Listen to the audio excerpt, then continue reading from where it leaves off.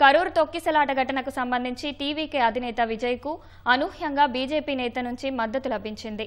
కరూర్లో ప్రణాళిక ప్రకారమే తొక్కిసలాటను సృష్టించారని బీజేపీ నేత నటి ఖుష్బూ సుందర్ సీఎం స్టాలిన్ నేతృత్వంలోని డీఎంకే ప్రభుత్వంపై ఆరోపణలు గుప్పించారు. విజయ్ ర్యాలీ నిర్వహించుకునేందుకు సరైన స్థలాన్ని కేటాయించలేదని ఖుష్బూ మండిపడ్డారు. ఈ ఘటన నిర్లక్ష్యం వల్లే జరిగిందని తమిళనాడు ప్రజలందరికీ తెలుసని, విజయ్ సభకు జనం ఎలా వస్తారో తెలిసి కూడా సరైన భద్రత కల్పించలేదని వ్యాఖ్యానించారు. ఇప్పటికైనా స్టాలిన్ తన మౌనాన్ని వీడాలన్నారు. అసలు తొక్కిసలాటకు ముందు పోలీసులు లాఠీచార్జి ఎందుకు చేశారో చెప్పాలని బీజేపీ నేత డిమాండ్ చేశారు.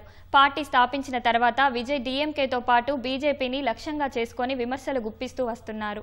అయితే 41 మంది మృతి చెందిన కరూర్ ఘటన తర్వాత విజయ్ పార్టీని బీజేపీ సంప్రదించినట్లు జాతీయ మీడియాలో వార్తలు వచ్చాయి.